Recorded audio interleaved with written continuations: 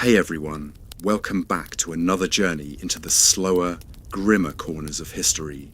Tonight we're stepping into the smoke-stained, ale-soaked world of medieval hospitality, where a day's work could involve everything from watering down wine to disposing of corpses. So get comfortable, maybe light a candle for that flickering medieval ambience, and let me know in the comments where you're tuning in from and what time it is for you. It's always fascinating to see our little community gathering from around the globe as we drift back to an age when customer service meant keeping people alive long enough to pay their tab. Now, close your eyes and imagine waking up before dawn in a world where the smell of unwashed bodies mingles with the aroma of questionable stew, where your livelihood depends on the goodwill of strangers who might rob you in your sleep, and where a successful day means no one died on your property. Welcome to the life of a medieval innkeeper, where hospitality was less about comfort and more about survival. In the early morning mist of, let's say, 14th century England, our innkeeper, we'll call him Thomas, would have been considered something of a local magnate. Running an inn wasn't just a business. It was a position of genuine influence in medieval society. The inn served as the nerve centre of any respectable town, the place where news travelled, deals were struck, and reputations were either made or buried beneath a pile of stable muck.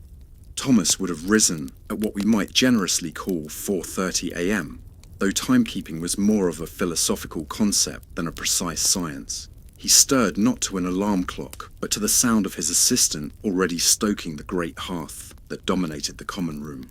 This fire, once lit, would burn continuously throughout the day and well into the night, partly for warmth, partly for cooking, and partly because lighting a fire with flint and steel was such an exhausting process that letting it die was tantamount to admitting defeat.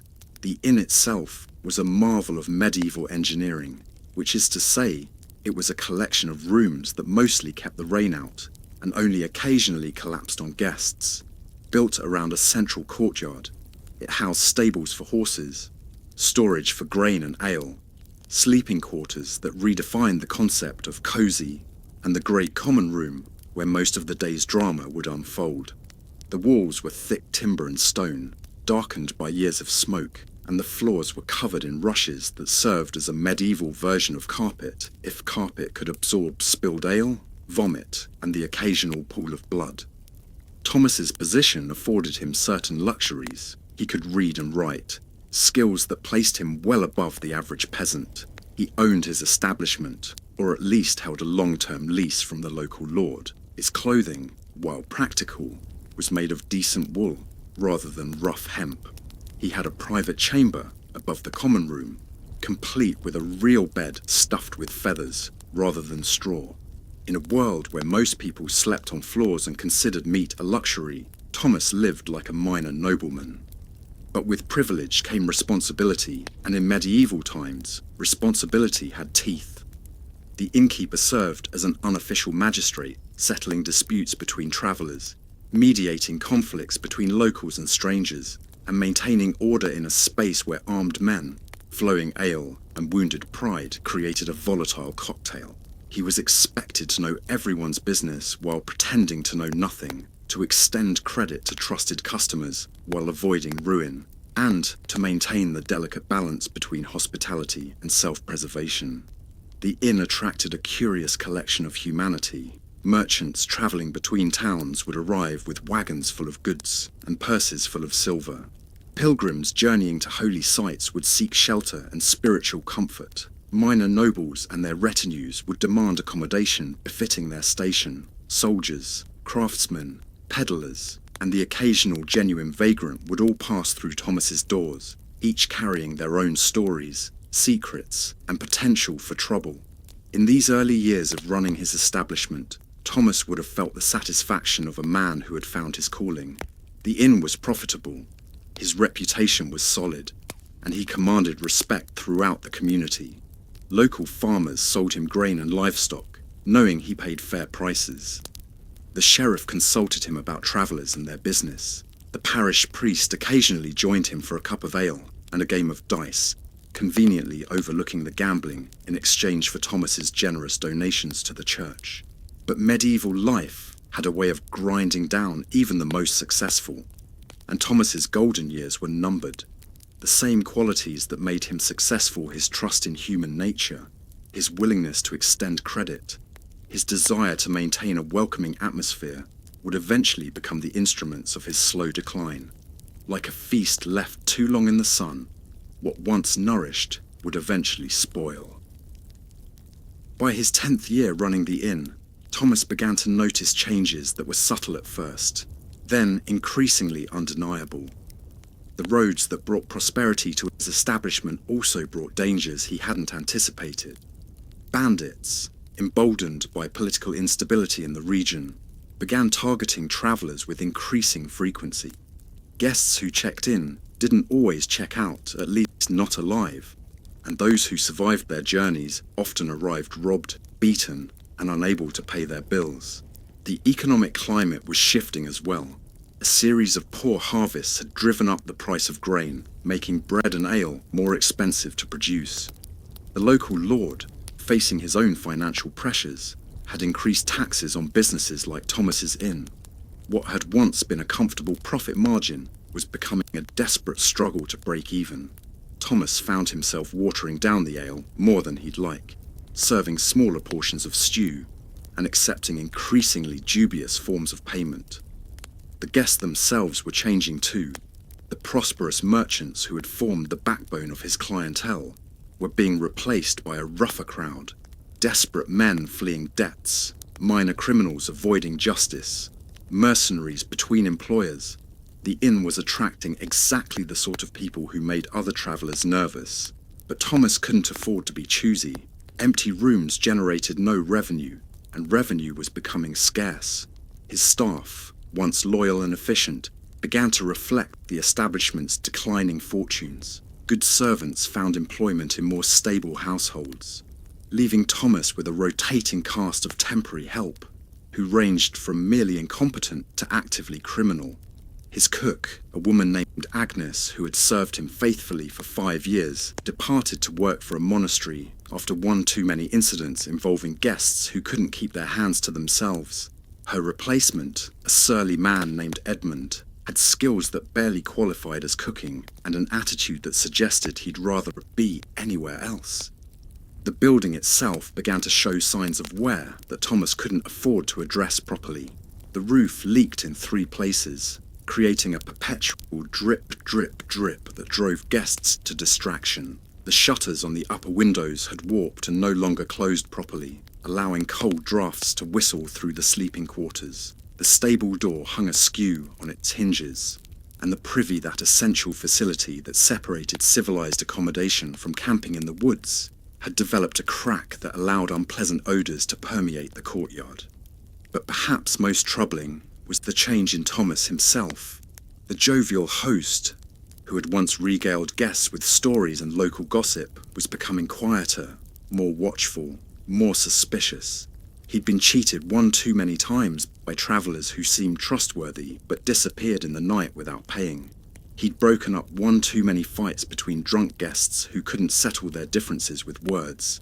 He'd cleaned up one too many messes that involved more than spilled ale and broken crockery. The stress was taking a physical toll as well. Thomas's once robust frame was growing soft around the middle, the result of sampling too much of his own cooking and taking too little exercise. His hair, which had been a proud chestnut brown, was beginning to show streaks of grey at the temples. Most concerning, he'd developed a persistent cough that seemed to worsen during the damp winter months, a harsh barking sound that often punctuated his conversations with guests. Still, Thomas maintained the facade of the successful innkeeper. He greeted guests with practiced warmth, inquired about their journeys, and made recommendations about local attractions. But beneath the surface, he was already beginning the long, slow descent that would characterize the remainder of his career. The golden age of Thomas's Inn was ending, though he didn't know it yet. Like a candle burning down to its wick, there was still light, but the darkness was gathering at the edges. Let's follow Thomas through a typical day in the later years of his innkeeping career. when the establishment had settled into its new reality of managed decline and cautious optimism. The day begins, as always, before dawn, but Thomas no longer springs from his bed with the enthusiasm of his younger years. Instead, he groans to wakefulness, his joints protesting the dampness that seems to have permanently settled into the building's bones. The first order of business is always the fire. Thomas shuffles down to the common room in his nightshirt and leather slippers, grumbling under his breath about the cost of firewood and the incompetence of his current assistant, a boy named Robin, who has the attention span of a particularly distractible chicken. The hearth, which should have been banked properly the night before to maintain some warmth through the dark hours, is cold and grey, requiring a complete restart. Thomas mutters a few choice words that would make a monastery monk blush as he fumbles with flint and steel, his fingers stiff with cold and age. As the fire reluctantly catches, Thomas surveys his domain with the practiced eye of a man who has learned to spot trouble before it fully manifests. The common room shows the evidence of the previous evening's activities: overturned benches, mysterious stains on the floor that could be ale, wine, or something far less appetizing, and the lingering smell of unwashed bodies, tobacco smoke, and what might charitably be called dinner. In one corner, a guest who never made it to his rented room snores loudly, drooling onto a table that definitely needs to be cleaned before anyone eats from it again. The sleeping guest presents Thomas with his first dilemma of the day. Is this man merely drunk, or has he achieved that special state of unconsciousness that indicates poisoning, either accidental or intentional? Thomas approaches cautiously, noting the man's breathing pattern and checking for obvious signs of violence. Finding no blood and detecting the steady rhythm of someone who has simply exceeded his capacity for ale, Thomas decides to let him sleep. Waking a drunk guest early tends to result in either violence or vomiting, and Thomas has already cleaned up enough of both to last several lifetimes. By the time the sun begins to cast its first pale light through the grimy windows, the inn is stirring to life. The overnight guests begin to emerge from their rooms with the careful movements of people who aren't entirely certain where they are or how they got there.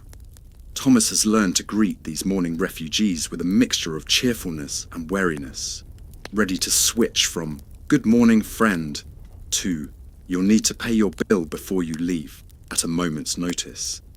The kitchen, such as it is, occupies a corner of the common room and consists of the great hearth, a few battered pots, and a collection of wooden bowls that have seen better decades. Edmund, the cook, arrives looking as though he'd rather be facing a public execution than preparing breakfast for paying customers. His idea of morning cuisine involves throwing whatever's available into a pot with some water and hoping for the best. This morning's offering appears to be a stew made from yesterday's leftover bread, some questionably fresh eggs, and what Thomas hopes is mutton, but suspects might be something that wandered too close to the inn and met an unfortunate end. The serving of breakfast provides Thomas with an opportunity to assess his current guests and plan for the day ahead.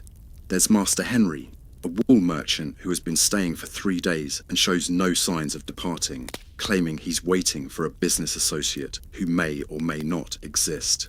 His purse seems suspiciously light, and Thomas has begun to suspect that Master Henry's business associate is actually his creditors, and he's hiding at the inn until the situation resolves itself.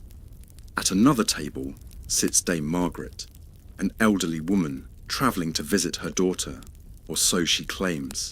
Thomas has his doubts about her story, partly because she carries herself like someone accustomed to wealth, but seems reluctant to spend money on anything beyond the most basic accommodation. Her luggage consists of a single small bag, which strikes Thomas as unusual for a woman of her apparent station. Still, she pays her bills promptly and causes no trouble, so Thomas is content to accept her story at face value. The most concerning guest is Sir Geoffrey, a young man who claims to be a knight but whose equipment suggests otherwise. His sword is of poor quality, his armour is a mismatched collection of pieces that fit badly, and his horse is a tired old mare that looks like she'd struggle to carry him to the next village. let alone into battle. Geoffrey has been regaling other guests with increasingly elaborate tales of his military exploits, stories that change with each telling and bear little resemblance to actual warfare. Thomas suspects Geoffrey is either a fraud or a man whose military career ended very badly indeed. As the morning progresses, Thomas must navigate the complex social dynamics of his establishment. The wool merchant wants to know if Thomas has heard anything about road conditions to the south. Dame Margaret requires assistance with her luggage, which feels suspiciously heavy for someone travelling light. Sir Geoffrey is demanding better accommodation, claiming that his noble status entitles him to privileges that his purse cannot support. Meanwhile, the practical concerns of running an inn continue to accumulate. The roof leak in the northwest corner has worsened overnight, creating a small pond in what was supposed to be sleeping space.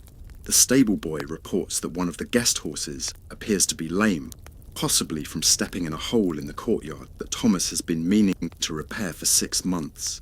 Edmund has discovered that their supply of ale is running low, and the next delivery isn't scheduled for 3 days. But the real challenge of innkeeping isn't managing resources or maintaining buildings, it's managing people. And as Thomas has learned through bitter experience, people are unpredictable, unreasonable, and often dangerous when they're far from home, surrounded by strangers and fortified with alcohol. The afternoon brings with it the most delicate part of Thomas's day, the arrival of new guests.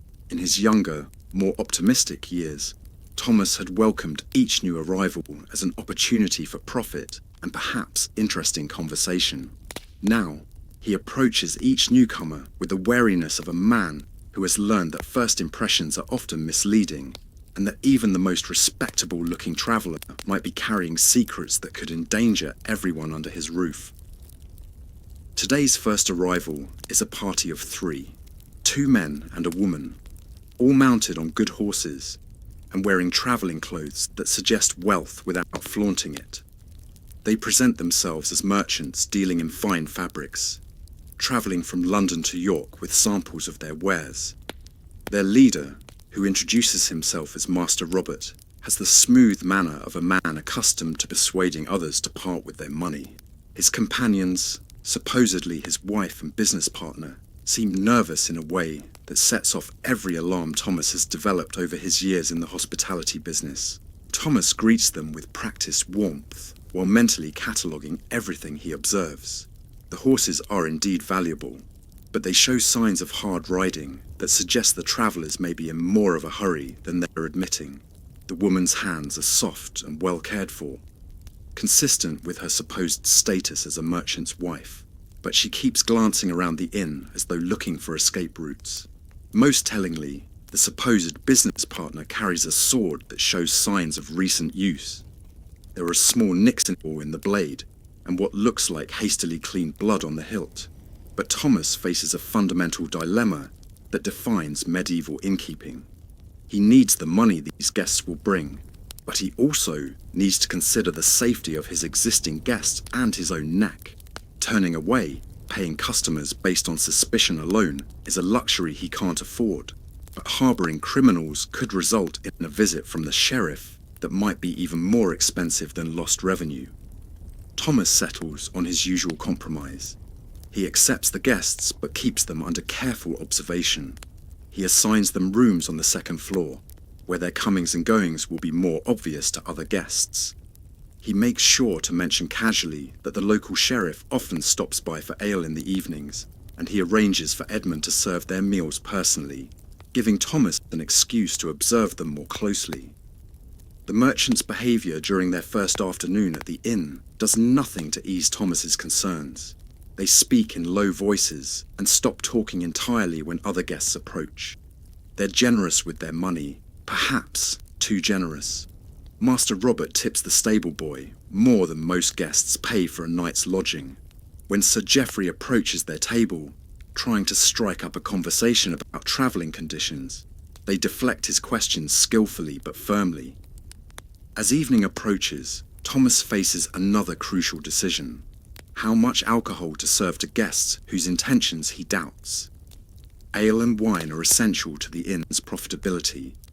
The markup on drinks far exceeds that on food or lodging. But drunk guests are unpredictable guests, and unpredictable guests can turn violent quickly. Thomas has learned to read the signs, the glazed look that precedes aggression, the way men's voices change when they're transitioning from jovial to dangerous, the subtle shift in posture that indicates someone is preparing for violence.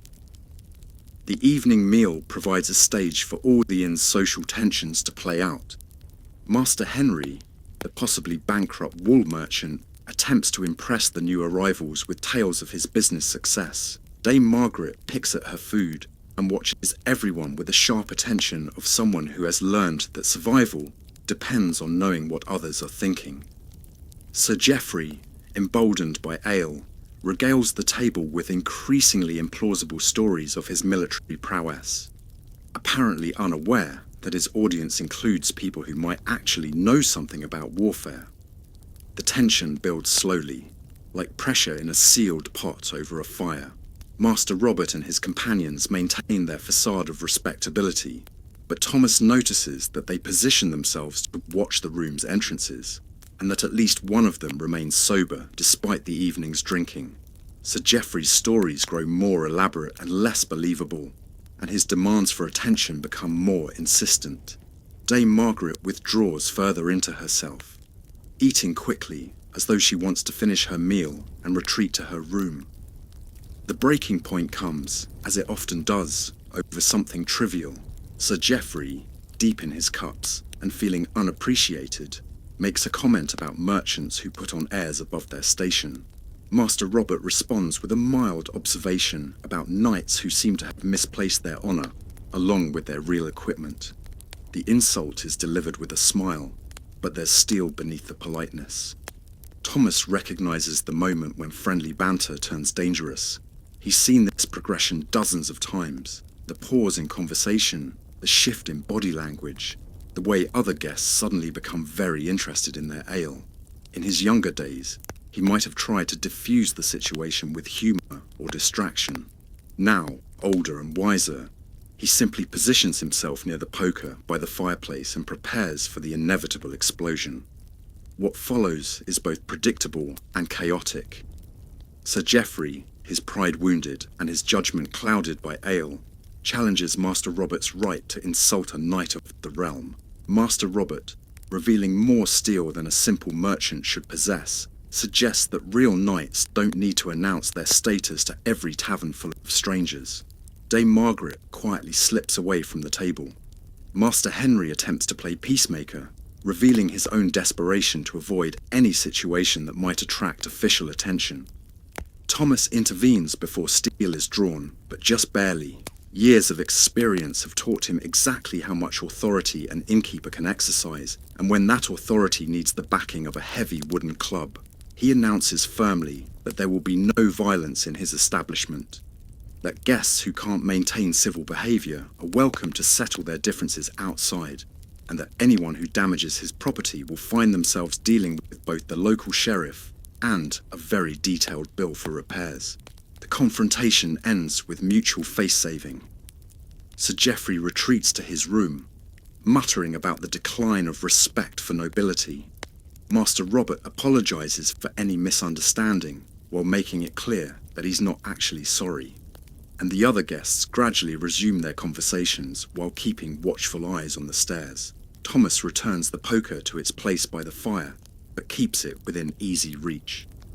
As the common room finally quiets, and the last guests stumble off to their beds, Thomas faces the loneliest part of his day, the hours between midnight and dawn, when the inn belongs to shadows, secrets, and the kind of thoughts that only surface in darkness. This is when the cost of his profession weighs most heavily on him, when the accumulated stress of managing dangerous strangers and maintaining a facade of cheerful hospitality takes its toll on his body and spirit. Thomas banks the fire carefully, knowing that tomorrow's warmth depends on tonight's preparations. The common room, lit only by the dying embers, takes on an entirely different character in the darkness. Familiar furniture becomes lurking shapes. Normal sounds become potential threats. and the building itself seems to exhale the day's tensions in creaks and sighs that follow no predictable pattern. But Thomas cannot simply retire to his chamber and leave the inn unguarded. Experience has taught him that the dark hours bring their own dangers. Guests who seem trustworthy by daylight sometimes reveal different natures when they thought themselves unobserved. Thieves who had spent the evening studying the inn's layout might choose these quiet hours to practice their trade. Even legitimate travellers, tormented by nightmares or bodily needs, might wander the corridors in states that ranged from confused to dangerous. Tonight proves no exception to the general rule that darkness reveals truth. Thomas has barely settled into his chair by the banked fire when he hears movement upstairs, not the normal sounds of guests preparing for sleep, but the careful, deliberate footsteps of someone trying not to be heard. He sits perfectly still, using the darkness to conceal his presence while straining to identify the source and direction of the sound. The footsteps belong to one of the merchants, the one introduced as Master Robert's business partner. The man moves with the practiced stealth of someone accustomed to moving unseen, pausing at intervals to listen before continuing. Thomas hears him stop outside Dame Margaret's room, then move on to pause outside Master Henry's door. The pattern suggests someone gathering information rather than looking for something to steal, which is somehow more troubling than simple theft would be. Thomas faces a delicate decision. Confronting the man directly might provoke exactly the kind of violence he's been trying to avoid all day, but allowing suspicious behaviour to continue unchecked could endanger his other guests. He chooses a middle path, making just enough noise to announce his presence without directly challenging the midnight wanderer. He coughs softly, shifts in his chair, and allows the floorboards to creak as he adjusts his position. The effect is immediate. The footsteps stop entirely. Thomas waits, counting his heartbeats in the silence, until he hears the soft sound of a door closing upstairs. The merchant has returned to his room, at least for now, but Thomas knows that sleep will not come easily tonight. Once a guest has revealed themselves to be something other than what they claim, the inn becomes a stage for a drama whose ending remains unwritten. The hours before dawn bring their own revelations. Dame Margaret emerges from her room, moving with the careful quiet of someone who hopes not to be noticed, carrying her small bag and wearing travelling clothes. She's attempting to leave without paying her bill, but Thomas has been expecting this possibility. He clears his throat softly as she reaches the bottom of the stairs. "Leaving early, Dame Margaret?" he asks, his voice carefully neutral. She freezes like a deer that spotted a hunter, then attempts to maintain her facade. "I received urgent word about my daughter," she says. "Family emergency, you understand." Thomas does understand, but not in the way she hopes. He's seen this performance before. The sudden departure, the family emergency that can't wait for dawn, the assumption that innkeepers are too simple to connect obvious dots. What he doesn't know is whether Dame Margaret is a simple thief trying to avoid her bill, or something more dangerous fleeing before her pursuers arrive. "Of course," Thomas says mildly, "though I'm afraid I'll need to settle your account before you go. In policy, you understand, even for family emergency." The negotiation that follows is a delicate dance of accusation and denial, threat and counter-threat. Dame Margaret claims poverty, then offers to pay half her bill, then suggests that Thomas's reputation would suffer if word spread that he detained a respectable woman during a family crisis. Thomas, drawing on years of experience with creative payment plans, remains politely inflexible. The bill must be paid in full in coin before any guest leaves his establishment. In the end, Dame Margaret produces a purse that proves to be considerably heavier than her previous claims of poverty would suggest. She pays her bill in full, with the additional fee Thomas charges for early departure, and leaves the inn just as the first grey light of dawn begins to filter through the windows. Thomas watches her ride away on a horse that moves much faster than her aged appearance would suggest possible, and wonders what story she'll tell at the next inn about her urgent family business. But Dame Margaret's departure marks only the beginning of the morning's revelations. As the sun rises higher, the merchants who had seemed so suspicious prove to have their own secrets. Thomas discovers them in the stable, not preparing to leave but examining their horses' hooves, with the intensity of men who expect to be followed. Their conversation, which they think is private, reveals that they are indeed merchants, but their cargo consists of items that would be of great interest to the king's tax collectors. Master Henry, the supposedly bankrupt wool merchant, proves to be both bankrupt and a wool merchant, but also a man whose creditors have grown tired of waiting for payment. He confesses to Thomas that he's expecting a visit from men who are not known for their patience or their gentle methods of debt collection. He begs Thomas to allow him to work off his bill by helping around the inn, at least until his business associate arrives with the money he's owed.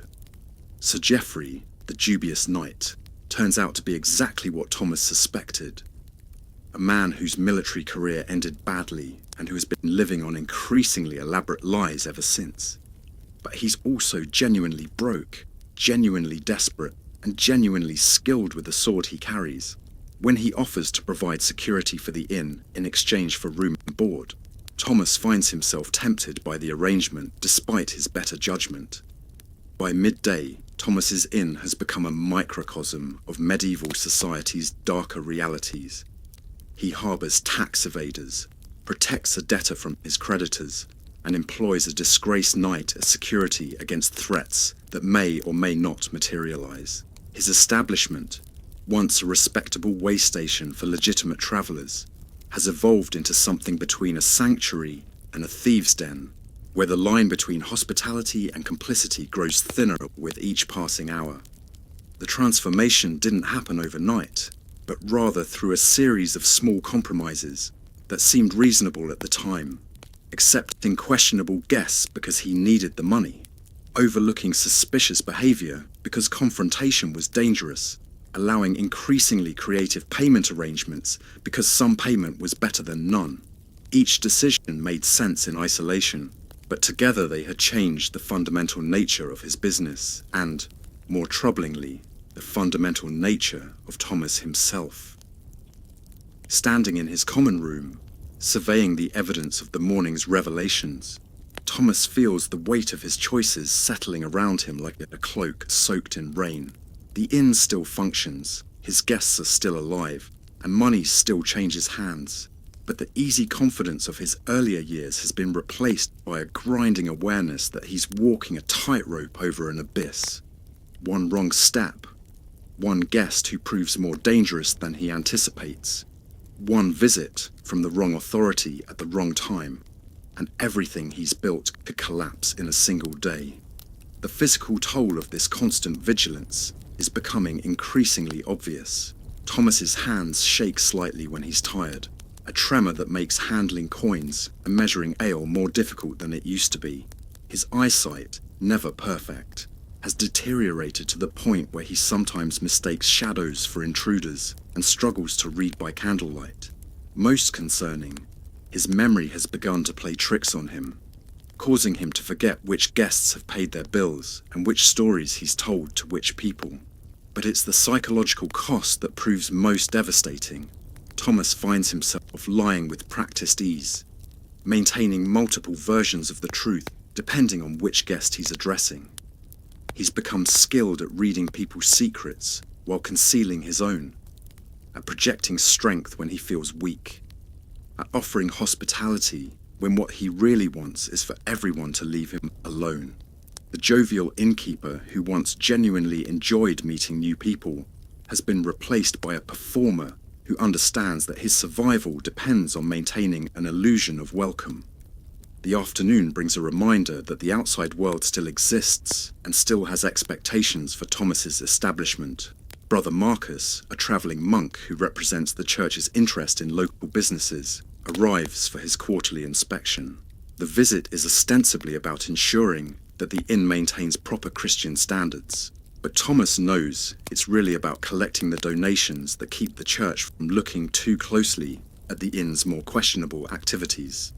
Brother Marcus is a thin, ascetic man whose pale eyes seem to see through every facade, and whose soft voice carries the authority of someone who speaks for powers greater than earthly lords. He moves through the inn like a pale ghost, noting everything while appearing to notice nothing, asking innocent questions that probe deeper than they seem.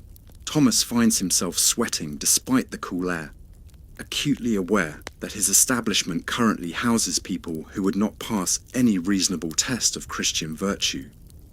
"You seem to be doing well, Thomas," Brother Marcus observes, his tone carefully neutral.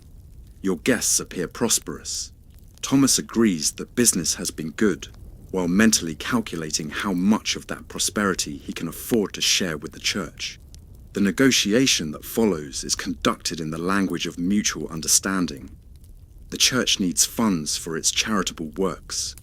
Thomas needs the church's continued tolerance of his business practices, and both parties benefit from an arrangement that requires no uncomfortable questions about the source of the donations. But Brother Marcus isn't finished with his inspection. He inquires about the inn's security arrangements, noting the presence of Sir Geoffrey with what seems like casual interest.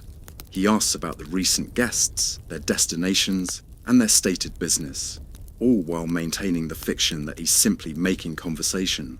Thomas responds with carefully edited truths, emphasizing the respectable aspects of his clientele, while omitting the details that might concern a representative of the church. The inspection concludes with Brother Marcus accepting a donation that represents a significant portion of Thomas's recent profits, along with a promise to remember the inn in his prayers. The monk departs with the same quiet efficiency with which he arrived, leaving Thomas with the uncomfortable awareness that his establishment is now on the church's list of businesses that bear watching. As evening approaches again, Thomas finds himself facing the same challenges that have defined his recent years: managing dangerous guests, maintaining the facade of respectability, and somehow extracting enough profit from the operation to justify the risks he's taking. But tonight feels different, charged with a tension that goes beyond the usual concerns about violence or theft. The accumulation of small compromises and daily deceptions has reached some kind of critical mass, and Thomas can feel the pressure building toward a release that may destroy everything he's worked to build. The guests gather for their evening meal with the practiced wariness of people who understand that appearances can be deceiving. Master Henry, still waiting for his mythical business associate, watches the door with the intensity of a man whose life may depend on seeing the right face at the right moment. The merchants maintain their facade of respectability while keeping their weapons close at hand. Sir Geoffrey patrols the common room like a guard dog, alert for threats that may come from within as well as without. Thomas serves their meals and pours their drinks, playing his role as the genial host while mentally preparing for whatever crisis the night might bring. He's learned to recognize the signs that precede violence, the way conversations become stilted, the manner in which men position themselves for quick access to weapons, the subtle shift in atmosphere that occurs when predators and prey find themselves sharing the same space. Tonight, all the signs are present and growing stronger.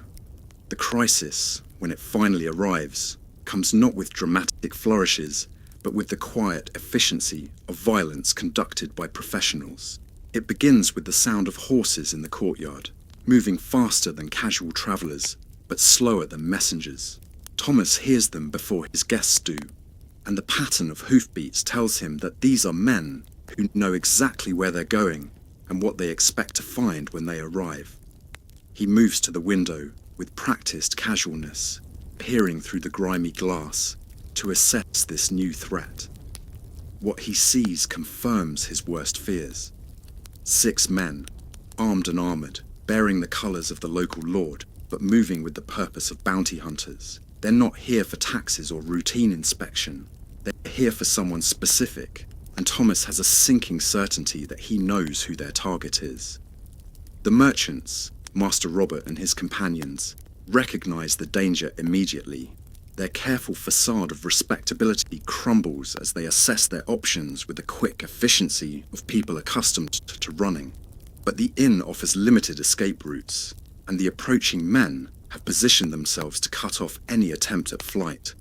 Thomas realizes that his establishment is about to become a battlefield, and there's nothing he can do to prevent it. What follows is a masterclass in medieval law enforcement, which is to say it's brutal, efficient, and utterly indifferent to the rights of bystanders.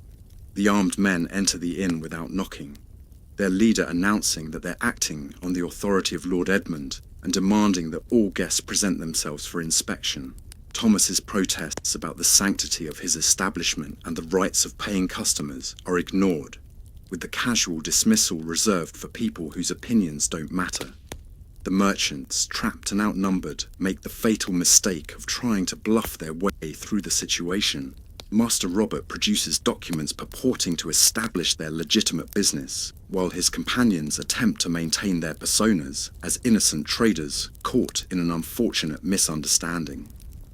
But the leader of the armed men isn't interested in documents or explanations. He's interested in the substantial reward offered for the capture of 3 individuals who robbed a church treasury 2 towns over and killed a priest in the process. The revelation that Thomas has been harboring murderers and thieves transforms the situation from dangerous to catastrophic. The armed men are no longer simply pursuing criminals. They're dealing with the innkeeper who provided sanctuary to church killers, a crime that could result in everything from heavy fines to public execution, depending on the mood of the local authorities. Thomas watches his careful world collapse, with the fascinated horror of a man observing his own death. Master Henry, terrified that his own creditors might discover his location, attempts to distance himself from the merchants by loudly proclaiming his shock at their true nature. Sir Geoffrey, sensing an opportunity to redeem his tarnished reputation, offers his services to the armed men in capturing the fugitives. Dame Margaret's midnight departure suddenly makes perfect sense. She recognized the merchants for what they were and fled before their pursuers arrived. The confrontation escalates quickly from accusations to violence. The merchants, realizing that capture means certain death, decide to sell their lives as dearly as possible. They overturn tables, creating makeshift barriers, and draw weapons that prove to be far better quality than their merchant personas would suggest. What follows is a brutal melee in the confined space of Thomas's common room, where years of accumulated furniture becomes kindling, and the floor that has absorbed spilled ale now drinks something considerably more permanent. Thomas, pressed against the wall by the chaos, watches 20 years of careful business building destroyed in a matter of minutes. His tables, lovingly crafted by the local carpenter and seasoned by countless meals, splinter under the impact of bodies and weapons. His carefully hoarded store of crockery explodes into fragments that will never serve another meal. The rushes on his floor, already questionable in terms of hygiene, become soaked with blood that no amount of cleaning will ever fully remove. But worse than the physical destruction is the realization that his reputation, the foundation upon which his entire livelihood depends, is being shattered beyond repair. Word will spread that Thomas's inn harboured church killers, that guests were murdered under his roof, that his establishment was the scene of violence that left armed men dead and justice unsatisfied. No respectable traveller will darken his door again, and even disreputable ones will think twice about staying somewhere that attracts the attention of Lord Edmund's enforcers. The battle ends as such battles always do in medieval times, with the dead very dead, the wounded screaming, and the survivors trying to determine who bears responsibility for the carnage. Master Robert lies motionless beneath an overturned bench, his merchant's disguise finally abandoned in favour of the truth written in blood. One of his companions has made it as far as the stairs before succumbing to wounds that have painted the inn's whitewashed walls with abstract patterns that will never wash clean. The third merchant, grievously wounded but still breathing, provides the armed men with confessions that confirm their status as church robbers and worse. Sir Geoffrey, eager to demonstrate his value to the forces of law and order, delivers the coup de grace to the surviving merchant with a theatrical flourish that impresses no one except himself. Master Henry cowers in the corner, alternately praying and vomiting, his wool merchant's dignity abandoned in favour of simple survival. The armed men, professional in their violence, begin the grim business of securing evidence and preparing their report for Lord Edmund. Thomas, surveying the ruins of his life's work, experiences the peculiar clarity that comes with absolute catastrophe. There's no salvaging the situation, no clever explanation that will restore his reputation, no amount of cleaning that will make his inn welcoming again. The building itself has been transformed from a place of hospitality into a crime scene, tainted by violence and marked by death in ways that will linger long after the blood has been scrubbed away. The immediate aftermath proves even more devastating than the violence itself. The leader of the armed men, a practical man named Captain Morris, explains to Thomas that the inn will need to remain sealed, while investigators determine the extent of his complicity in harbouring fugitives. Thomas's protestations that he knew nothing of the merchant's true nature are met with the sceptical attention such claims typically receive from medieval law enforcement. Innocent innkeepers, Captain Morris observes, don't usually attract quite so many violent criminals to their establishments. The investigation that follows is thorough, invasive, and financially ruinous. Every aspect of Thomas's business comes under scrutiny. His guest records, his financial arrangements, his relationships with suppliers and customers. The fact that he kept detailed records, once a source of pride, now becomes evidence of his systematic approach to harbouring criminals. His practice of accepting questionable forms of payment is interpreted as money laundering. His tolerance for guests who preferred privacy is seen as active complicity in their illegal activities. Master Henry, desperate to avoid any association with the dead merchants, provides investigators with detailed accounts of every suspicious conversation he overheard, every meaningful glance he observed, every instance of behaviour that might have suggested criminal intent.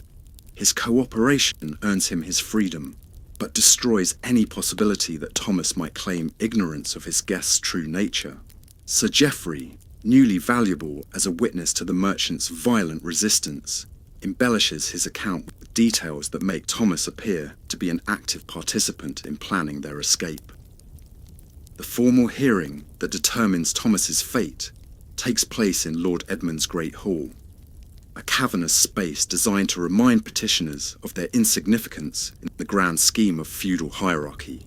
Thomas, dressed in his best clothes but unable to conceal the stoop in his shoulders or the tremor in his hands, stands before a collection of men whose authority to destroy his life is absolute and whose interest in his individual fate is minimal.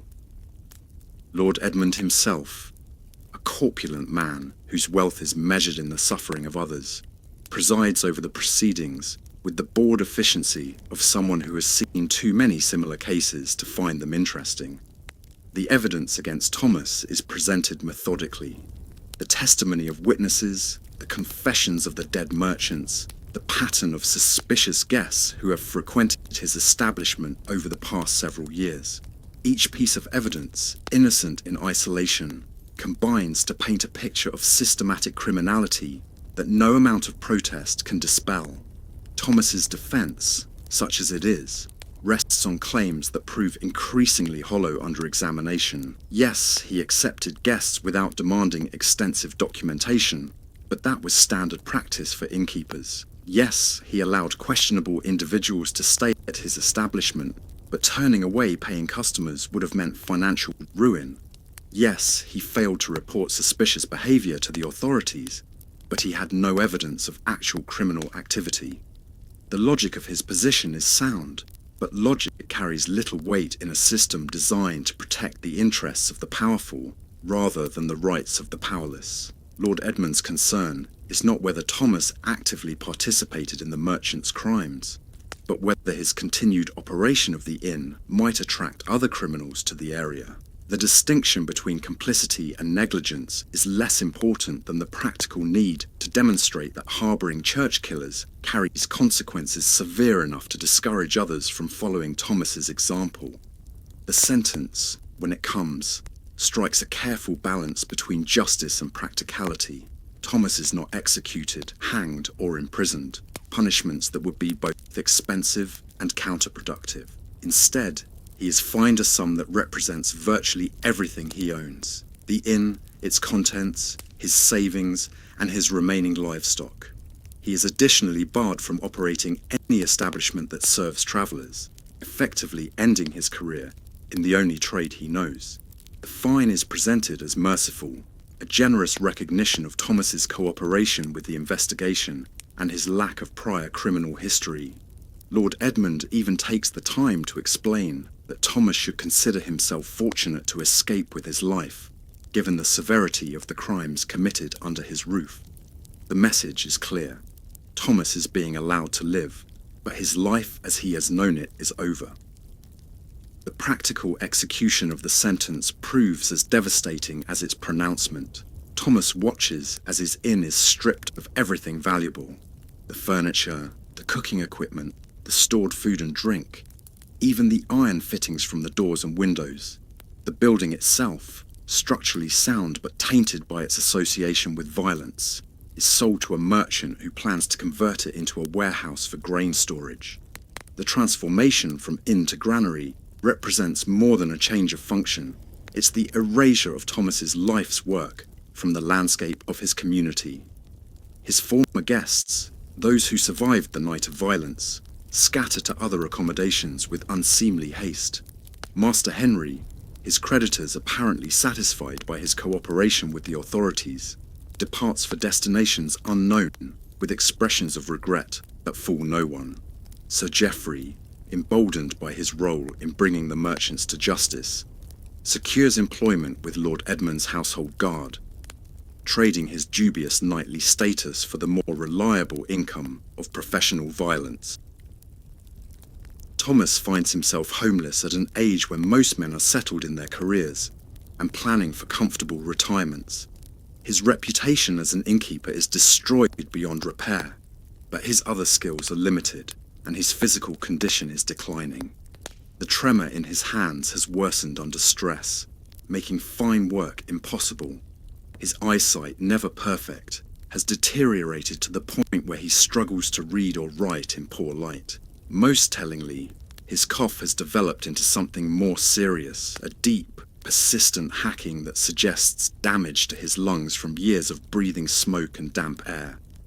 The transition from respected innkeeper to indigent beggar is swift and merciless. Thomas moves from his comfortable chamber above the common room to a corner of the local church, where the parish priest allows him to sleep in exchange for performing menial tasks. His diet changes from the varied fare of his own kitchen to whatever scraps the charitable can spare. His clothing, once respectable wool and linen, is replaced by rough hemp and patched garments donated by people who remember his former prosperity with a mixture of pity and satisfaction.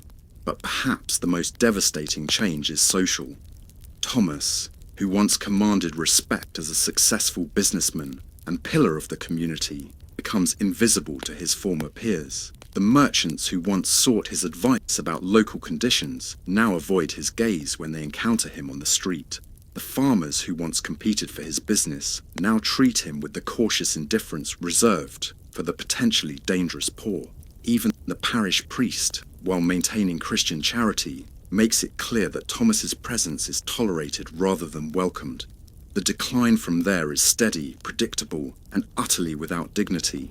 Thomas attempts various forms of employment, but his reputation precedes him wherever he goes. Potential employers, learning of his association with the church killers, decide that hiring him would send the wrong message to their own customers. His offers to work for food and shelter are declined by people who worry that his presence might attract unwelcome attention from the authorities. The physical deterioration accelerates as his circumstances worsen. The cough that began as a minor annoyance develops into a deep, rattling hack that shakes his entire frame and leaves him gasping for breath. His hands, once steady enough to pour ale without spilling a drop, now shake so badly that he can barely manage to feed himself. His eyesight fails to the point where he stumbles over obstacles in daylight and becomes nearly helpless after dark. But it's the mental decline that proves most heartbreaking to observe. Thomas, who once prided himself on his memory for faces, names, and financial details, begins to lose track of basic information. He forgets which day of the week it is, repeats conversations he had only hours before, and sometimes calls out greetings to people who've been dead for years. The sharp intelligence that once allowed him to manage a complex business and navigate dangerous social situations gradually fades, leaving behind a confused old man who sometimes doesn't recognize his own reflection.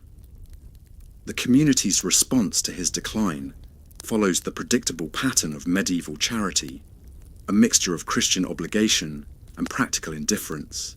The parish priest continues to provide basic shelter, but makes it clear that Thomas's stay is temporary and contingent on his continued usefulness in performing simple tasks. Local merchants occasionally offer him day work sweeping floors or cleaning stables, but the pay is minimal, and the offers become less frequent as his physical condition deteriorates. Thomas's final months are spent in a haze of confusion and pain, his once robust frame reduced to skin and bones, his mind drifting between past and present with increasing frequency. He sometimes believes he's still running his inn, addressing invisible guests and complaining about the quality of ale that exists only in his failing memory. Other times he seems to understand his circumstances with perfect clarity, staring at his trembling hands with the bewildered expression of a man who can't quite comprehend how he arrived at such a destination.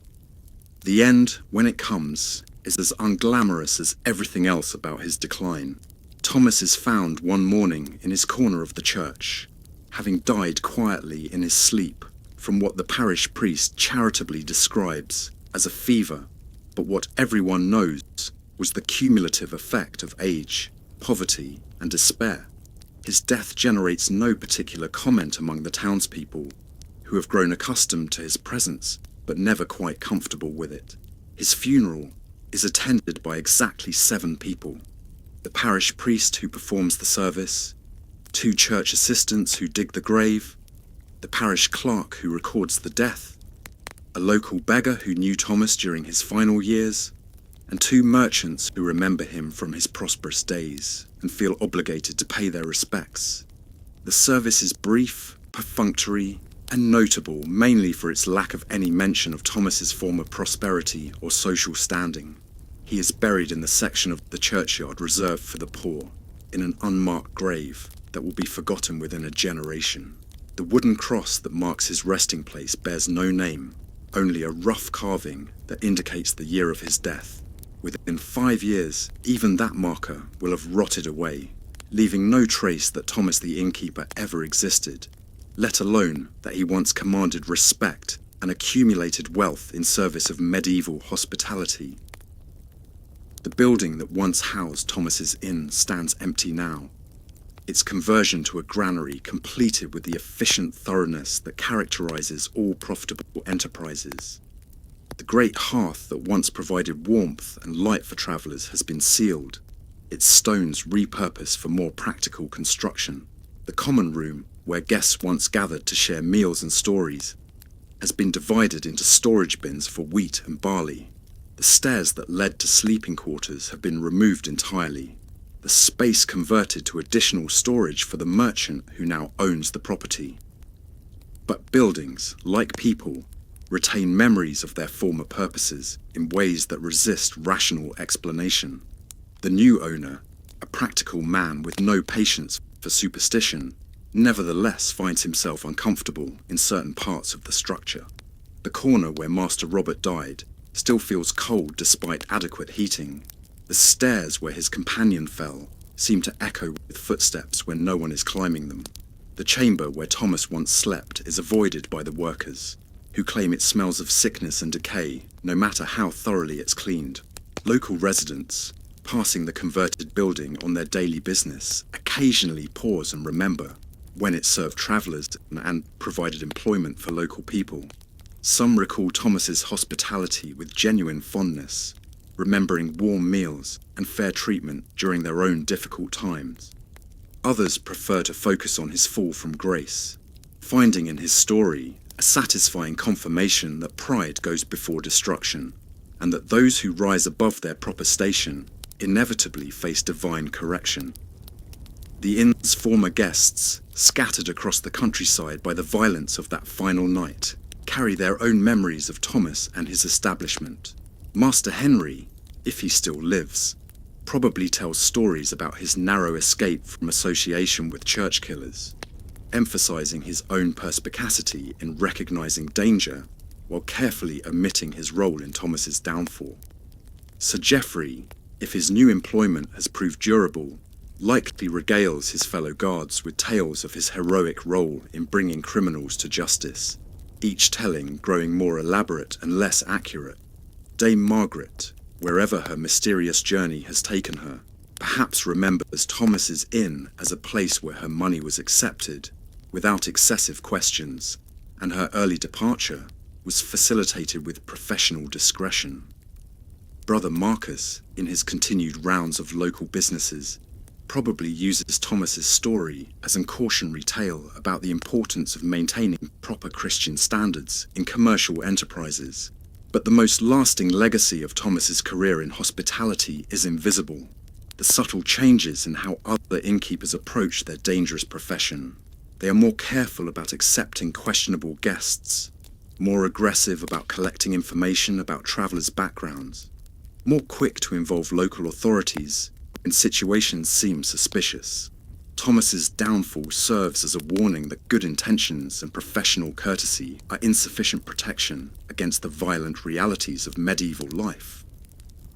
The practical lessons of his story spread through the network of inns and taverns that serve the travelling public. Trust no one completely, maintain detailed records of all transactions, cultivate relationships with local authorities, and always remember that hospitality is a business, not a calling. The warm welcome that Thomas once provided to strangers is replaced by cautious evaluation, professional distance, and the understanding that survival depends on choosing the right guests rather than serving all who seek shelter. In the broader context of medieval society, Thomas's rise and fall represents nothing more than a minor adjustment in the complex economy of rural England. One inn closes, others expand their operations. One innkeeper falls into poverty, other entrepreneurs identify opportunities in the hospitality trade. The system continues to function, perhaps slightly more efficiently for having eliminated one operator who proved insufficiently ruthless to survive its demands. Yet, there's something haunting about the completeness of Thomas's erasure from the landscape of his community. A man who once provided essential services, who employed local residents, who served as an unofficial mediator, an information broker, simply disappears from the historical record as though he never existed. His story survives only in the memories of those who knew him, and those memories fade with each passing season. The medieval world, for all its apparent stability and tradition, proves to be a place where individual lives can be unmade with shocking speed and thoroughness. Thomas's 2 decades of successful innkeeping, his reputation for fair dealing, his role in the community's social and economic life, all of it disappears in a single night of violence and its legal aftermath. The lesson is clear. In a society where survival depends on the tolerance of the powerful, tolerance can be withdrawn without warning or appeal. And so Thomas's story ends not with dramatic flourishes or moral revelations, but with the quiet efficiency of institutional indifference. He lived, he worked, he failed, and he died, leaving behind nothing more substantial than a cautionary tale about the costs of showing hospitality to the wrong strangers at the wrong time. In the grand narrative of medieval history, his life represents a footnote, a minor example of how individual ambition encounters structural reality in societies where power flows downward and responsibility flows upward. Perhaps that's the most fitting epitaph for a medieval innkeeper. Not a grand statement about heroism or tragedy, but a quiet acknowledgement that some lives are simply consumed by the ordinary dangers of trying to make a living in extraordinary times. Thomas offered warmth and shelter to travellers, and in return, the world offered him exactly what it offers most people who attempt such generosity: just enough rope to hang himself, and then the opportunity to discover that mercy is a luxury that the practical world rarely provides.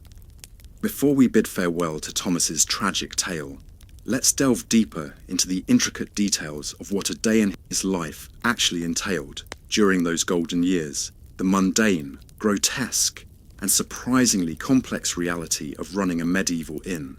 Because understanding the scope of what he lost makes his eventual downfall all the more poignant, like watching a master craftsman's workshop burn, while knowing exactly how many years of skill and knowledge are disappearing in the flames. Thomas's day began not at dawn, but in what we might generously call the deepest part of night, around what would be 4 a.m. if medieval people had bothered with such precise timekeeping. The first sound was always the same, his bladder announcing that nature's call couldn't wait for civilization to fully wake up. This meant a stumbling journey to the privy, that architectural necessity that separated his establishment from the truly barbaric accommodations found along England's lesser roads. The privy itself deserves description, if only because it represented one of Thomas's major investments in customer comfort. Unlike the simple holes in the ground that sufficed for peasant households, Thomas's privy was a marvel of medieval engineering, a small wooden structure built over a carefully excavated pit, with a wooden seat that had been sanded smooth to prevent splinters in delicate areas. The walls were thick enough to provide privacy and warmth, and the roof was properly thatched to keep out rain. Most importantly, it was positioned downwind from the main building and connected to the inn by a covered walkway that allowed guests to answer nature's call without completely exposing themselves to the elements. But even this relatively luxurious facility required constant maintenance. The pit needed to be cleaned out periodically, a task that Thomas hired local peasants to perform in exchange for ale and the kind of money that made them temporarily forget the horror of their job. The wooden seat required regular replacement as the constant moisture and use caused it to warp and crack. The walls needed patching where winter winds found gaps, and the roof required frequent repairs where rain had worked its way through the thatch. After his morning constitutional, Thomas would return to the inn proper and begin the elaborate ritual of coaxing life back into the great hearth. This wasn't simply a matter of adding wood to glowing coals. Medieval fires were temperamental creatures that required careful attention and no small amount of prayer. The fire that had been banked the night before might have died entirely, leaving nothing but cold ash and the prospect of starting completely over with flint and steel.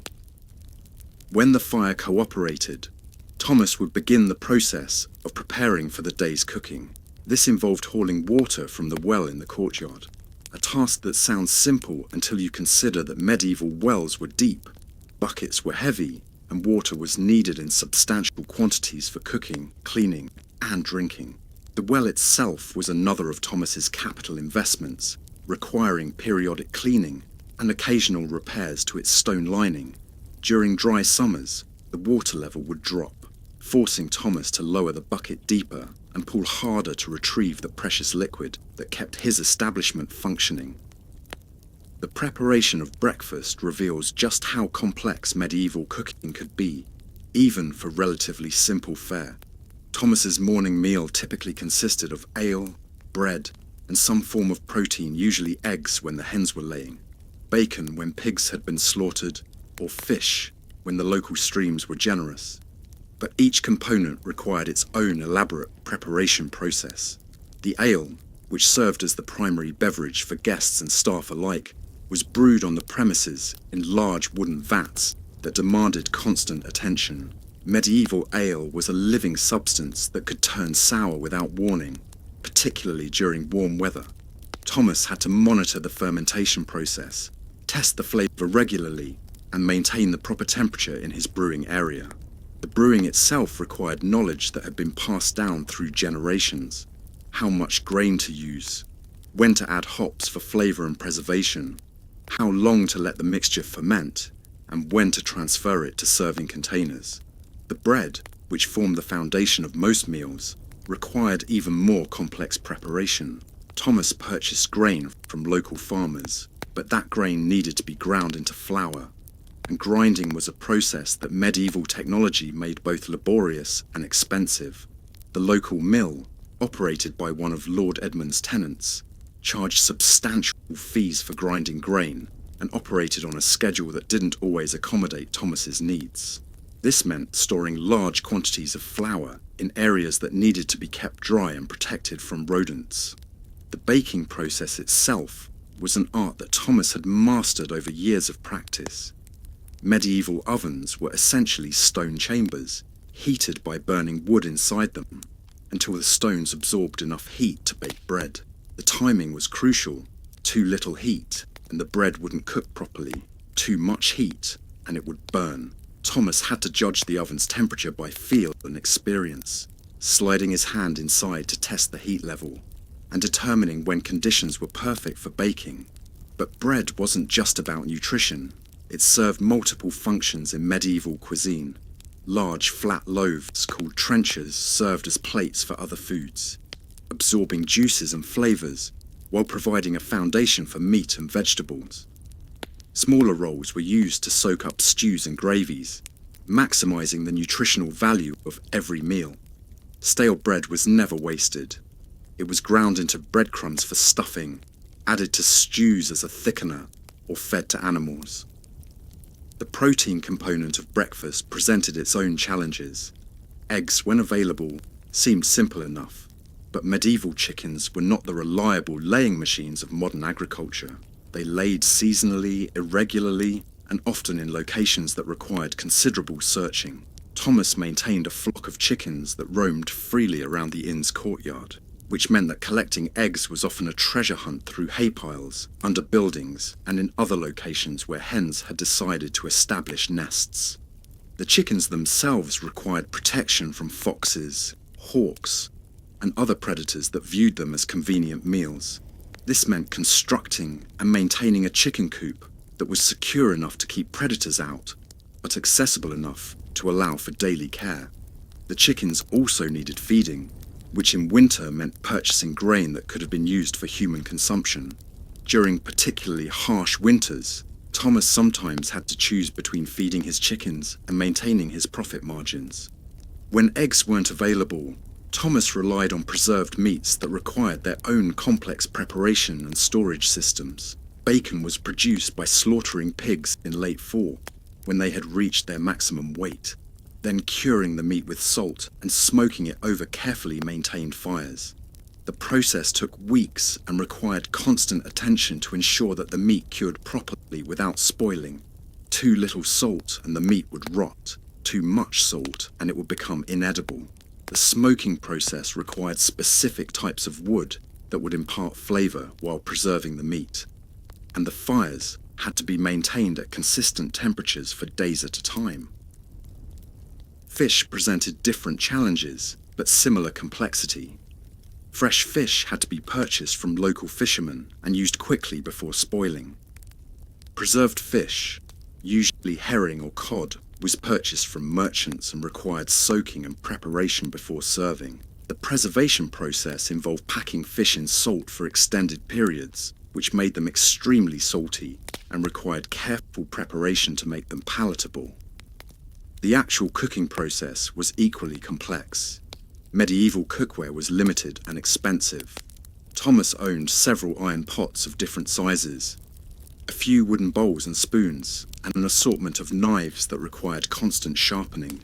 Cooking was done directly over the fire, or in ovens that were essentially heated stone chambers. Temperature control was a matter of moving pots closer to or farther from the flames, adjusting the amount of wood being burned, and using experience to judge when food was properly cooked. Seasoning was both art and economics. Salt was expensive and had to be used sparingly. Herbs were grown in small gardens when possible, or purchased from local collectors who knew which wild plants were safe and flavorful. Spices were luxury items that only wealthy establishments could afford regularly. Thomas used them sparingly and strategically, saving the more expensive seasonings for dishes served to his wealthiest guests. The financial aspects of running an inn were far more complicated than simple room and board charges. Thomas operated what was essentially a small bank, extending credit to regular customers, accepting various forms of payment, and maintaining complex relationships with suppliers who might be paid in cash, goods, or services, depending on the season and circumstances. Regular guests often ran tabs that might stretch for weeks or months, particularly during harvest season when cash was scarce, but payment was promised once crops were sold. Thomas had to evaluate each customer's creditworthiness based on their reputation, their apparent wealth, and his own assessment of their character. Misjudging a customer's ability to pay could result in substantial losses that threatened the inn's survival. Payment wasn't always in coin. Thomas regularly accepted grain, livestock, craft goods, and services in lieu of cash. A travelling blacksmith might repair the inn's tools in exchange for lodging. A merchant might trade cloth for meals. A farmer might pay his bill with grain that Thomas could use for bread and ale. These barter arrangements required Thomas to assess the value of goods and services accurately, ensuring that he received fair compensation while maintaining good relationships with his customers. The relationship with the suppliers was equally complex. Thomas purchased grain from local farmers, but the price fluctuated dramatically based on weather, harvest quality, and market conditions. During good harvest years, grain was cheap, and Thomas could build up his stores while prices were low. During poor harvest years, grain became expensive, and Thomas had to choose between maintaining quality and maintaining profits. Livestock purchases required even more careful planning. Thomas needed a steady supply of meat for his kitchen, but he couldn't afford to maintain large herds. Instead, he purchased animals from local farmers and had them slaughtered by specialists who knew how to process the meat efficiently. The timing was crucial. Animals slaughtered in warm weather would spoil quickly unless they could be preserved immediately. Animals slaughtered in winter could be kept fresh longer, but required storage facilities that protected the meat from scavengers. The brewing of ale represented a significant investment of time and money. Thomas had to purchase grain, hops, and other brewing supplies months in advance. The brewing process tied up equipment and space for weeks at a time. The finished product had to be stored in containers that were expensive to purchase and maintain, and the ale itself had a limited shelf life, meaning that Thomas had to balance production with demand carefully to avoid waste. The seasonal nature of medieval travel created additional economic challenges. During spring and summer, when roads were passable and weather was favourable, Thomas's inn might be fully booked with travellers, merchants, and pilgrims. During winter, when roads became impassable and travel was dangerous, business would slow to a trickle. This meant that Thomas had to generate enough revenue during the busy season to carry him through the lean months. The tax situation was equally complex. Thomas owed various fees and taxes to Lord Edmund, the local church, and occasionally to royal tax collectors. These obligations weren't always predictable in their timing or amount. Lord Edmund might decide to levy a special tax to fund military campaigns or building projects. The church might increase its demands for donations during times of particular spiritual enthusiasm. Royal tax collectors might appear without warning and demand immediate payment of fees that Thomas hadn't budgeted for. Insurance, as we understand it, didn't exist in medieval times. If Thomas's inn burned down, was damaged by storms, or was destroyed in military action, he absorbed the entire loss himself. This made every investment a gamble and every improvement a risk. Thomas had to balance the need to maintain and improve his establishment against the possibility that events beyond his control might wipe out his investment entirely. The legal system added another layer of complexity to Thomas's business operations. He was responsible for the behaviour of his guests while they were on his property, but he had limited authority to control them. If guests fought and injured each other, Thomas might be held liable for failing to maintain order. If guests committed crimes while staying at his inn, Thomas might be suspected of complicity. If guests left without paying their bills, Thomas had limited legal recourse beyond his own reputation and that of the defaulting customers. Labour management presented its own challenges. Thomas employed a cook, a stable boy, a cleaning woman, and occasionally additional help during busy periods. Medieval labour law was essentially non-existent, which meant that Thomas had complete authority over his employees, but also complete responsibility for their welfare. He had to provide food, shelter, and wages, while ensuring that his staff remained loyal and productive. Finding reliable employees was particularly difficult. Most people with marketable skills could find employment in more secure positions with noble households or religious institutions. Thomas was often left with employees who were either learning their trades or who had been dismissed from other positions for various reasons. Training new employees required time and patience that Thomas couldn't always afford, particularly during busy seasons when the inn needed to operate at maximum efficiency. The social aspects of innkeeping added yet another layer of complexity to Thomas's daily operations. His establishment served as an unofficial community centre where locals gathered to exchange news, conduct business, and socialise. This brought additional revenue, but also additional responsibilities. Thomas was expected to mediate disputes, provide information about local conditions, and maintain relationships with community leaders. The inn's role as a gathering place meant that Thomas had to be knowledgeable about local politics, economics, and social dynamics. Guests expected him to provide information about road conditions, weather forecasts, market prices, and political developments. His reputation for being well-informed and trustworthy was essential to his business success, but maintaining that reputation required constant attention to community affairs. Beneath the surface of Thomas's hospitality business lay a collection of problems that modern hotel managers never have to consider. Medieval inns attracted not only legitimate travellers, but also criminals, fugitives, and individuals whose presence could bring unwanted attention from authorities. Thomas had to develop skills that had nothing to do with cooking or cleaning, and everything to do with survival in a world where violence was common and law enforcement was sporadic.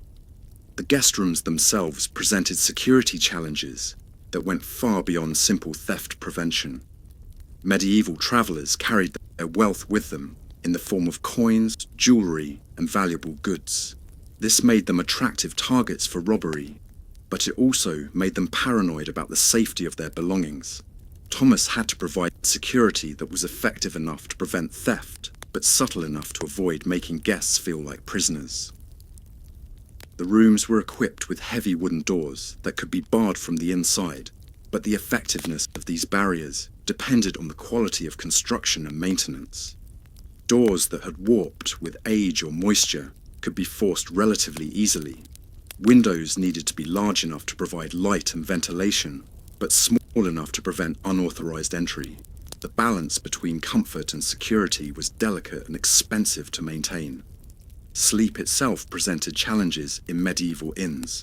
Guests often shared rooms, and even beds with strangers, creating intimate situations between people who had no reason to trust each other. Thomas had to manage room assignments carefully, considering factors like social status, apparent wealth, gender, and his own assessment of each guest's character. Putting the wrong people together could result in anything from uncomfortable tension to outright violence. The beds themselves were more complex than they might appear. Medieval mattresses were stuffed with straw, feathers, or other organic materials that provided some comfort, but also attracted vermin. Bedbugs, fleas, and lice were constant problems that required regular cleaning and replacement of bedding materials. The wooden bed frames had to be checked regularly for signs of insect infestation and treated with various substances that were supposed to discourage pests. Privacy was a luxury that few medieval travellers could afford, and that Thomas couldn't always provide. The thin walls between rooms meant that conversations, arguments, and more intimate activities were often audible throughout the inn. This created situations where guests might overhear information that could be valuable, embarrassing, or dangerous.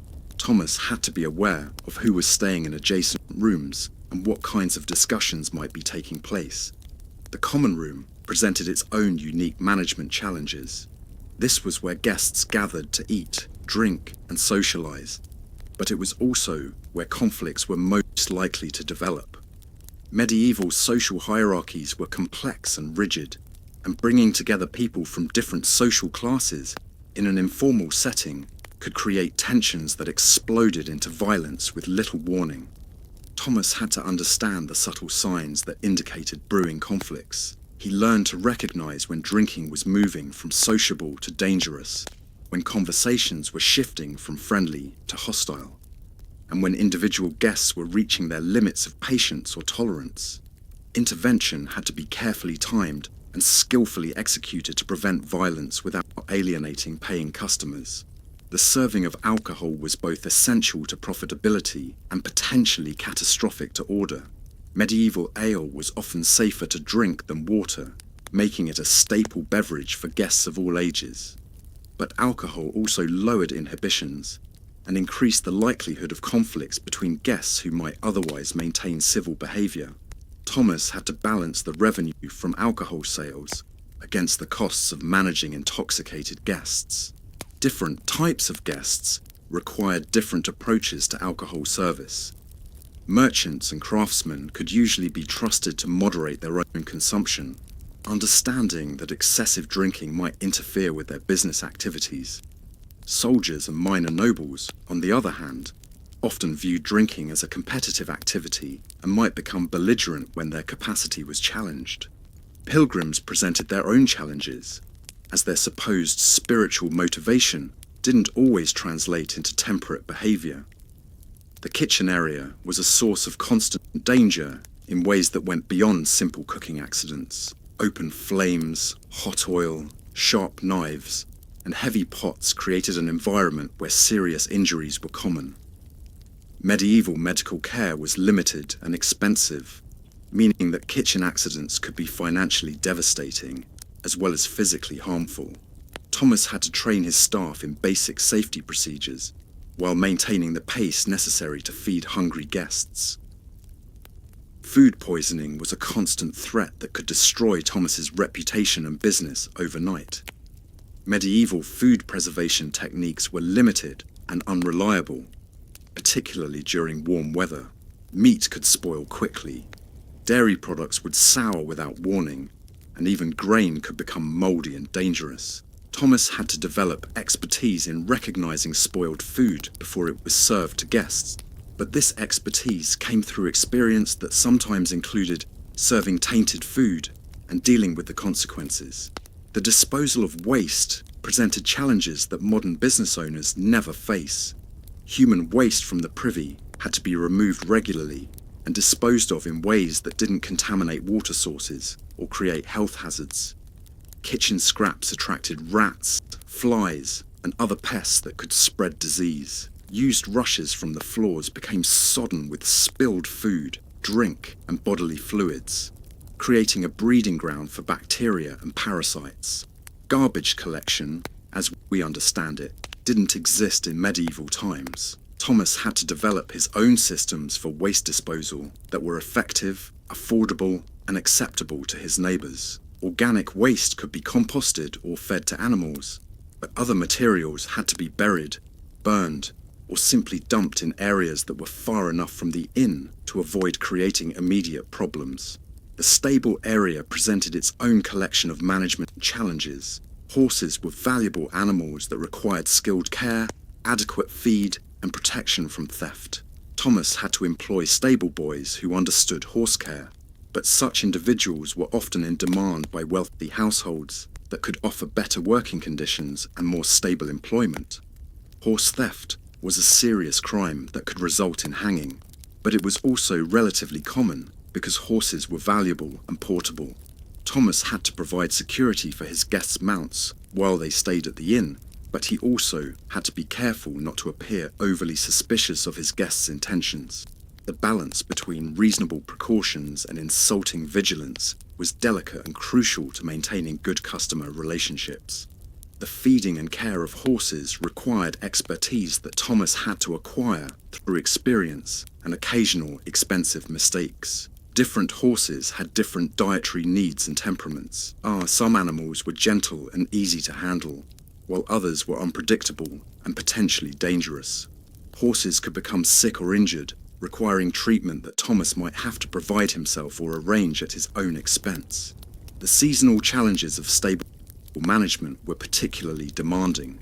During winter, horses needed shelter from cold and wind, but the stable had to be ventilated adequately to prevent respiratory problems. During summer, horses needed protection from heat and insects, but they also needed access to fresh air and water. The stable had to be cleaned regularly to prevent the accumulation of manure and urine that could create unhealthy conditions for both animals and humans. Perhaps the most underappreciated aspect of Thomas's profession was the psychological strain of maintaining constant awareness of potential threats, while projecting an atmosphere of welcome and relaxation. Every guest who entered his establishment was both a source of revenue and a potential source of danger, and Thomas had to evaluate each new arrival while appearing to offer unconditional hospitality. The skill of reading people accurately was essential to survival in the innkeeping business, but it was also emotionally exhausting. Thomas had to observe facial expressions, body language, speech patterns, and behavior while carrying on normal conversations about travel conditions, local attractions, and weather. He learned to notice when guest stories didn't match their appearance, when their claimed destinations didn't align with their chosen routes, and when their spending patterns seemed inconsistent with their supposed occupations. But accuracy in reading people came at a personal cost. Thomas found himself becoming increasingly suspicious of human nature, always looking for hidden motives and concealed threats. The jovial innkeeper who had once enjoyed meeting new people gradually became a cautious observer who trusted no one completely and relaxed only when his establishment was empty. The constant need to project confidence and competence was equally wearing. Guests expected Thomas to be knowledgeable about local conditions, authoritative in managing his establishment, and capable of handling any situation that might arise. This meant that Thomas could never admit uncertainty, never show fear, and never appear to be overwhelmed by circumstances beyond his control. The performance of innkeeping required Thomas to be simultaneously friendly and distant, welcoming and watchful, accommodating and firm. He had to remember details about regular guests while appearing to treat each new arrival as equally valued. He had to maintain relationships with local suppliers and authorities while avoiding any appearance of favoritism that might alienate potential customers. Sleep, when Thomas could achieve it, was often disturbed by sounds from the common room, concerns about guest behavior, or simple anxiety about the next day's challenges. The inn never truly closed, never completely stopped operating, and never allowed Thomas to completely disconnect from his responsibilities. Even during the quiet hours before dawn, he remained alert to sounds that might indicate problems requiring his immediate attention. The financial stress of operating on narrow profit margins while extending credit to unreliable customers created a constant background of anxiety that affected every aspect of Thomas's life. He had to make decisions about purchasing, staffing, and maintenance while never being certain whether his current guests would actually pay their bills. The gap between projected income and guaranteed income was often substantial enough to threaten the inn's survival. The social isolation of his position was particularly difficult to bear. Thomas's relationship with his guests was necessarily professional rather than personal, even when those guests visited regularly over extended periods. He knew details about their lives and businesses, but they knew little about his personal concerns or challenges. The inn's success depended on Thomas's ability to project stability and competence, which meant concealing any doubts or difficulties he might be experiencing. The relationship with local authorities was equally complex and stressful. Thomas needed their protection and cooperation, but he also needed to avoid any appearance of being too closely associated with law enforcement. Guests who suspected that Thomas might report their activities to local officials would seek accommodation elsewhere, but officials who believed that Thomas was too tolerant of questionable guests might make his operation the subject of unwanted scrutiny. The seasonal cycles of medieval life created additional psychological pressures. During busy periods, Thomas was overwhelmed with immediate concerns about managing full capacity while maintaining quality service. During slow periods, he worried about generating enough revenue to survive until business improved. There was never a time when Thomas could feel completely secure about his establishment's future. The physical demands of innkeeping also took their toll on Thomas's mental state. The long hours, irregular sleep, and constant activity began to wear down his physical reserves, which in turn affected his ability to handle stress and make sound decisions. The gradual decline in his physical capabilities forced him to acknowledge his own mortality and the eventual end of his career, even during his most successful years. By examining Thomas's story in such detail, we can see how his eventual downfall was not the result of a single catastrophic mistake, but rather the inevitable consequence of operating a business that required perfect judgment in an imperfect world. Every day brought dozens of decisions that could have long-term consequences, and Thomas's accumulated choices gradually created the conditions that made his destruction possible. The decision to accept questionable guests was never made all at once. Instead, it evolved through a series of small compromises, each of which seemed reasonable at the time. A merchant whose story didn't quite add up, but whose money was genuine. A traveller whose destination seemed unusual, but whose behaviour was polite. A guest whose luggage seemed suspiciously light, but whose payment was prompt. Each individual decision was defensible, but collectively they established a pattern that attracted increasingly dangerous clientele. The deterioration of Thomas's security procedures followed a similar pattern. Small lapses in vigilance that produced no immediate consequences gradually became standard practice. Rooms that weren't checked thoroughly between guests, background questions that weren't asked persistently enough, warning signs that were noticed but not acted upon. The accumulated effect was an establishment that became progressively more vulnerable to exactly the kind of disaster that eventually destroyed it. The financial pressures that drove Thomas's compromises were themselves the result of broader economic forces beyond his control.